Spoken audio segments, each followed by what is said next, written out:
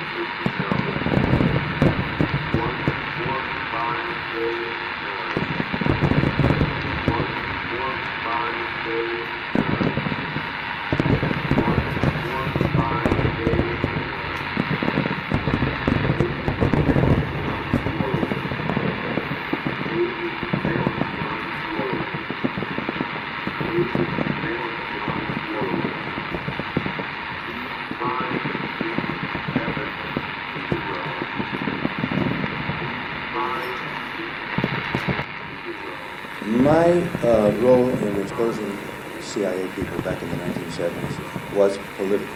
It was for political reasons, based on what the people are doing in the CIA around the world in terms of promotion of political repression, torture, forced disappearances, and so forth. It happens that I wrote my first book, which had all the names, in the 1970s. And this was the same time that there were horrible, bloody military dictatorships in Uruguay, Argentina, Chile, Brazil. All of those were put in with help from the CIA, and they overthrew elected civilian democratic governments. I wanted to fight against this and against the human rights violations that were being carried out in these countries. And I only mentioned those because you could mention Vietnam, you could mention the Philippines, you could mention the whole world for that matter, in terms of the political repression that the CIA has caused through the years. It said that the United States government had absolutely nothing to do with this. I mean, this was said on the floor of the House of Commons by the Home Secretary at the time, that it's all based on a pack of lies. And the same Bush family, not only this was president, but his mother and his father are of the same cut. They lie in public all the time. And I know that from personal experience.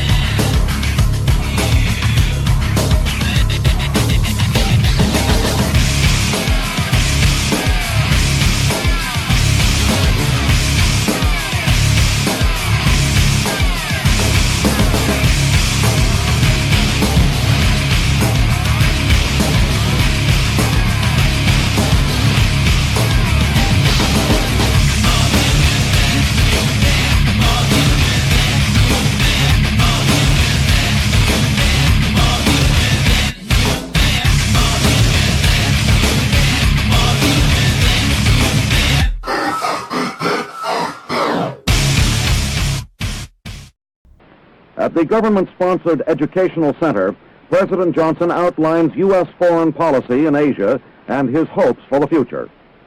I go to Asia with confidence and with hope. Behind the terrible cost of combat and hostility, I believe that a new Asia is gradually coming into its own.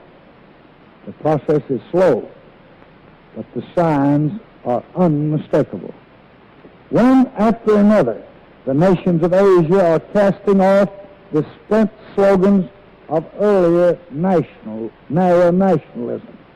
One after another, the nations of Asia are grasping the realities of an interdependent Asia. Well, what are these realities? That the security of every nation is threatened by an attack on any nation. That national stability and strength can only come through self-help, rigorous planning, hard work, and sacrifice. That political power held by the few and the rich within a nation is power that will not long survive. That lasting national prosperity can only come through full cooperation with one's neighbors, the rich and the poor, the large and the small alike. That no single nation can or should be permitted to dominate the Pacific region. Most important of all, that Asia's destiny lies in the hands of Asians themselves. No ocean has ever been dominated the way the U.S. dominates the Pacific Navy and Air Force. They claim in the Pearl Harbor headquarters of the Pacific Command, they claim to be responsible for 52% of the Earth's surface. And when you look at their logo, it shows an eagle over the Aleutian Islands with one tail coming down somewhere near Seattle and the other coming down right over Beijing. So Beijing looks at a network of bases, a real archipelago of empire that's been built up since the Korean War. 저는 저 해군기지가 명백하게 미국의 전쟁기지라고 생각해요. 그래서 대치와 더불어서 우리나라 한반도 남쪽, 전쪽, 서쪽으로 미군기지가 들어있어요. 그래서 저는 이 제주가 마지막 이 이 서해안 쪽으로 전쟁 벨트를 지었는데 그 벨트의 맨 마지막이라 생각을 해요. 그 당연히 이거는 중국을 겨냥하고 있기 때문에 중국과의 분쟁 또는 이쪽 동북아의 평화를 정말 위협할 수 있는 그런 기지라서 이게 가장 큰 위험이라고 생각을 해요.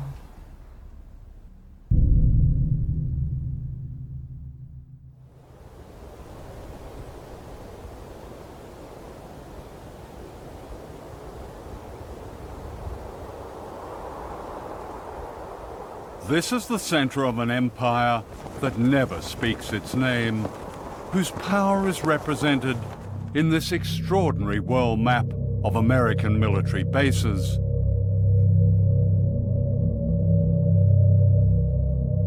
"4,000 bases in the United States, almost 1,000 bases spread across every continent." The archipelago of empire, the bases that we have around the world hidden in plain sight, are the real territory of our empire. But at the same time, we maintain independent governments in Japan or South Korea or Germany.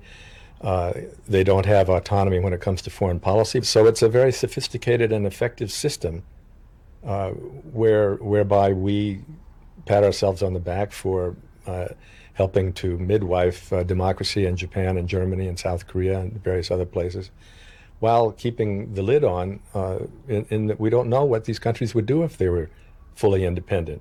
And the beauty of this system is that most people pay no attention to it at all. They think it's just a natural occurrence to have 50,000 American troops in Japan. There's no country that has better anti-imperial cred than the United States, and we are not trying to recreate the glories of the British Empire. We're arguing that the world is round. We have a global policy, and all nations have global rights.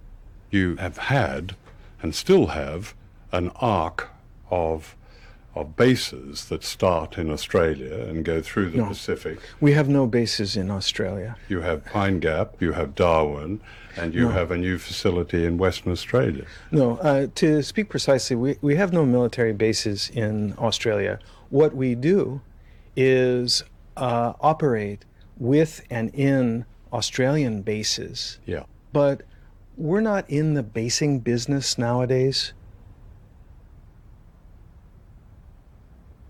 There's a growing collection of what are referred to as lily pad bases. These are bases that have typically 200-300 troops, no family members, very few amenities, and are often quite secretive. They're bases that are frequently constructed within a foreign country's base to disguise it, and generally are not referred to as bases. Many of these bases have been set up to combat China's worldwide economic influence. From these bases, the United States operates a secret army in 147 countries. If you're going to be a free country rather than give in to every gangster regime in the world, you're going to have to take a risk, because those gangsters, they want to eliminate good people in the world so they can and in China they want to dominate all of the Far East. They want to dominate just like Japan wanted to before World War II. Their goal was to dominate that part of the world. Today, because there's been no political reform in Beijing, these guys want to dominate a huge chunk of the planet.